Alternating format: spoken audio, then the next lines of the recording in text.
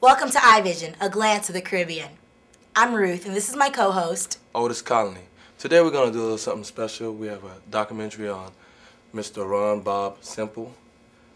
He's a wonderful man. I've read a lot about you. You have a very extensive profile on you. And we're just going to, basically get your input and your insight on a lot of things that we face as a community, as Caribbean people, and also your accomplishments.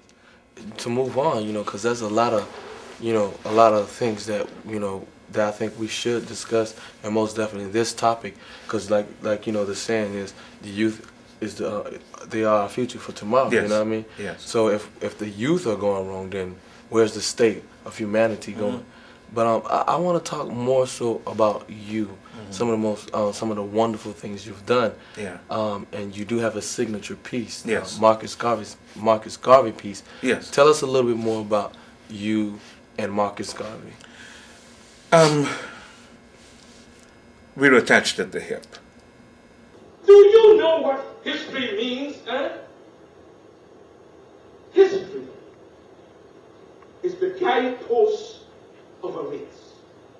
It's the inspiration for future generations either to stand still or go forward. To revenge or be revenged. I had a motive and a purpose. It was the crying voice of the grave that said, Garvey! For 250 years we have waited for this day and time. We expect something from you at this hour. The prejudice against us as an African people is not because of our color, it's because of our condition. If we must have justice, we must be strong. If we must be strong, we must come together. If we must come together, we can only do so through the system of organization. Because to fight for African redemption doesn't mean that you must give up your domestic rights. It does not mean that you must be disloyal to any government or country wherein you were born. Those of us who leave this country to go settle permanently in Africa will become pioneers, pilgrim fathers of the new nation. You must make Africa a nation to which people can look to for help and support, both morally and physically, when being ill-treated and abused for being black people. First black heavyweight boxing champion in the world was Jack Johnson. He was a strong man. He was strong wherever he went. He had beaten his white opponents in Australia, he had beaten them in the United States, and he could beat them wherever they presented themselves. The African race could be like Jack Johnson. If it is strong in Africa, then it could be strong everywhere. I have been keeping alive the name, the spirit, the ideologies, and the philosophies of Marcus Garvey alive for the last 22 years with my one-man presentation, which I've taken throughout the country. I've taken it to Senegal, to Ghana, to Barbados, to Jamaica, the Bronx, USF. Marcus Garvey, just to give viewers a little history, Marcus Garvey is the founder of the Universal Negro Improvement Association and African Communities League.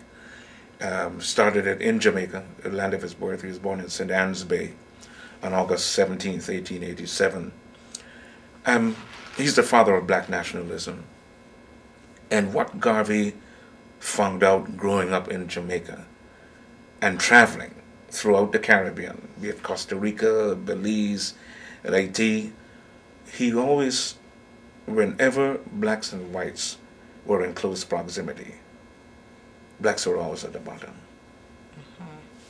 And he said, well, something is wrong. I've got to change that. And so he organized his people, and organization is the key, even though that's a problem with us as a people. Being organized is a problem because there's always this infighting and this bickering, going back to that whole crabs in a barrel syndrome that I set up at the top. But I've continued to do this one-man show. I stand corrected. It's a cultural and educational presentation. It's not a show. What I do with Garvey is not an act. I am a professional actor, but what I do with Garvey is not an act, because at the end of my presentation, I don't bow and it's not about that. Once I come on stage in the spirit of Garvey, that whole transformation, once that spirit of Garvey leaves, I leave, I change, and I come back, and I chant.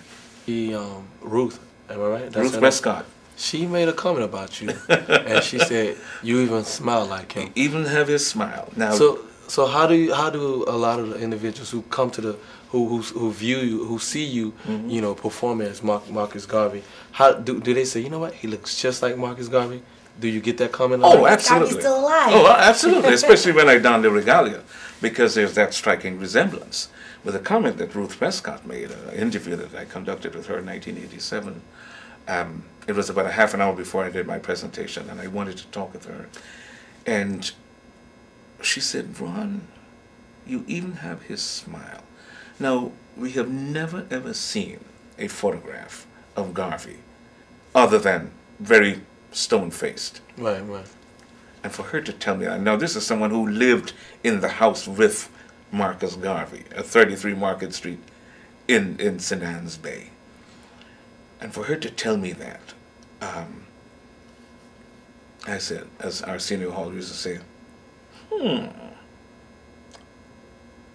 maybe I need to just keep on pushing with this. Most definitely. You know, just the mere fact, because, you can read the philosophies and opinions of Marcus Garvey. You can read Race First. You can read a number of books on Garvey and read about his ideologies and philosophies. But what I wanted to know is what he was like at home. Did he walk around bare feet? Did he smoke a pipe? Did he walk around in shorts and without a top? For her to say that you have his smile, man, it blew me away. It blew me away. And she told me, Ron, the next time you come back to Jamaica, we have to talk without a tape recorder.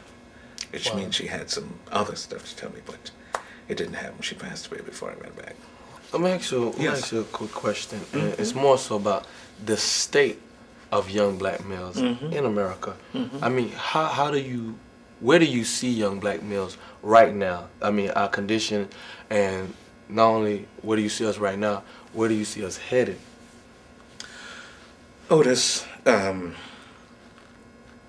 lot of them are in trouble.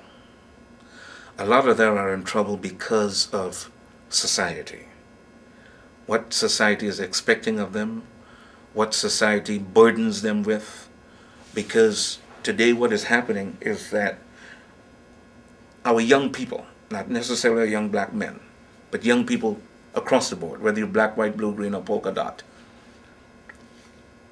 are being given things so readily. Materialistic things mean a lot. There are certain principles that are not being instilled in our young men.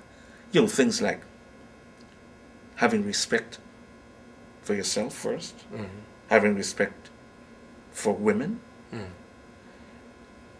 being able to get an education, being able to be comfortable in an arena whereby you can exchange views, and which results in keeping abreast of what's going on in the world. Come on, pair of sneakers for $235? I hear you.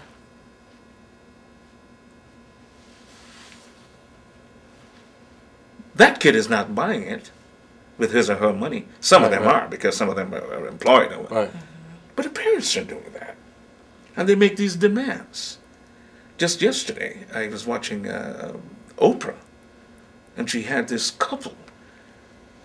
They had 2 children, I think about 7 and 9, and they constantly make demands. I want this, I want that, I want that, I have to have this. And they give it to them. A $400 guitar, a $1,600 guitar, a drum set, all these material things. Well, that's it for today, guys. Thank you for watching iVision. Remember, your input matters. So drop us an email or hit us up on the web at www.ivisiontv.net.